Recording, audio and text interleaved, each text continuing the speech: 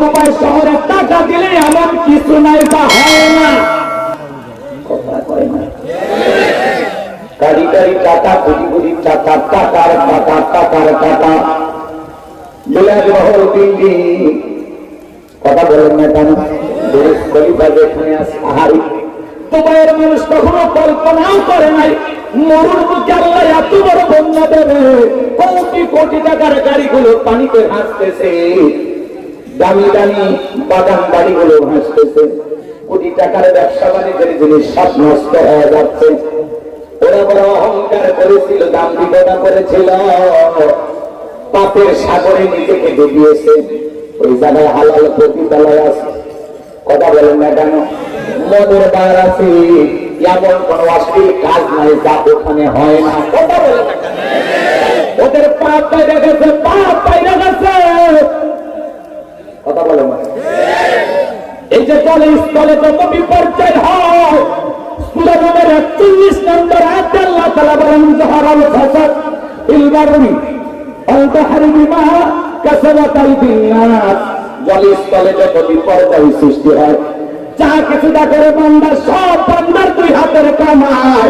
দুবাইয়ে পাপ বাইরে গেছে, মরুভূমিতে আল্লাহ বন্যা দিয়া বলে, এখন সময় করে সাবধান হও, টাকা দিয়েছে নিয়ামত মনে করে ভালো কাজ করো। টাকা হয়েছে হালাল প্রতিদালয়, টাকা হয়েছে নাইট ক্লাব, মাঝে মাঝে গাড়ির কনসার্ট। সৌদি আরবের মতন সুন্দর একটি রাস্তা, সেই দেশের সিনেমা হল বেড়ে যাচ্ছে। কথা কয় না গান? বাংলাদেশে আলহামদুলিল্লাহ নরসিংদীতে একটা সন্ধ্যা সিনেমা হল আছে, যে সিনেমা হল ভেঙে আবার মাদ্রাসা করা হবে। এইগুলো ভাবে না, জোর করে ভাঙা হচ্ছে না, হুজুরদের দোষ আবার বেশি দেয়। সিনেমা হল কর্তৃপক্ষ বলতেছে সিনেমা চলে না, কিসের শাকিব খান, কিসের রিয়াজ। কথা বলে না কেন? কিসের শাকিব খান, কিসের রিয়াজ, কিসের নায়ক নায়িকা, কোন সিনেমা এখন চলতেছে না। আমাদের ডাক্তাররা বলে বাংলাদেশে সিনেমা হল ছিল হাজার হাজার।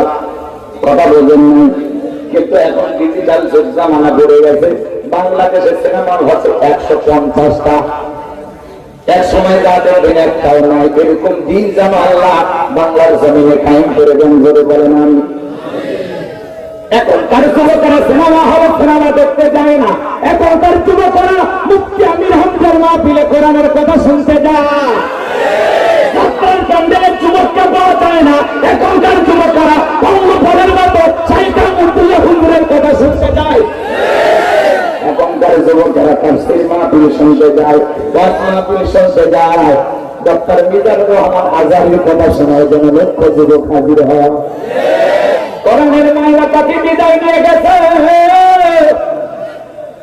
কথা বলো, অলি জায়গা থেকে যায়, তারপরে তার কণ্ঠ এখনো বাজে, শুনলে মনে হয় হৃদয়টা ভরে যায়। খুলনার মানুষ আপনারা সব চাইতে ভালো চেনেন। কথা বলেন ঠিক ঠিক? তার প্রতিষ্ঠিত কামিল মাদ্রাসা আছে খুলনায়। কথা বলেন ঠিক কিনা? আর ভাইরা, কোরআনের মাইনা পাখির জন্য দোয়া করি, আল্লাহ তার কবরটাকে জান্নাতের বাগান বানায়া দাও, জান্নাতের উচ্চ মাকাম বানায়া দাও, তার জিন্দেগীর সকল কুরবানি তুমি কবুল করে নাও। করে বলেন আমি। আমার ভাইয়েরা, তাহলে সিনেমা হল কি হলো? তাহলে ওই সিনেমা হল কর্তৃপক্ষ বিজ্ঞপ্তি দিয়েছে, এই সিনেমা হল বিক্রি করা হবে। কথা বলছেন? এই যে সিনেমা হলের জায়গাটা কি করা হবে? বিক্রি করা হবে।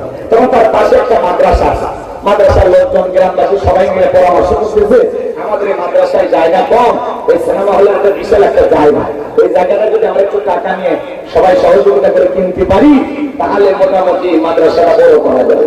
সবাই যখন পরামর্শ করে গ্রামের সকলের সহযোগিতায় 1,30,00,000 টাকা দিয়ে ওই সিনেমা হলের জায়গাটা কেনা হয়েছে। এখন সিনেমা হল ভেঙে ওই জায়গায় আল্লাহর কোরআনের দ্বীনি প্রতিষ্ঠান দাঁড় করানো হবে। বলেন আল্লাহু আকবার। রাসূলের ঘর মাদ্রাসা কায়েম করা হবে, ওখানে কোরআন সুন্নাহ পড়ানো হবে। বলেন আল্লাহু আকবার। কোরআন হাদিস পড়ানো হবে। সিনেমা হলের জায়গা থেকে এখন হাফিজ তৈরি হবে, আলেম তৈরি হবে। বলেন আল্লাহু আকবার। এখনকার মানুষ আর পয়সা খরচ করে সিনেমা হলে সিনেমা দেখতে যায় না, এখন মানুষ টাকা দান করে মসজিদ মাদ্রাসা। কথা বলে ঠিক কিনা? ভালো কাজে চেয়ারম্যান সাহেব, চেয়ারম্যান পদপ্রার্থী 50,000 টাকা দিয়েছে। বলেন তো কিসের জন্য? এরকম একটা ভালো প্রোগ্রাম দেখে তারা খুশি। সভাপতি মহোদয় 11,000 টাকা দিয়েছি।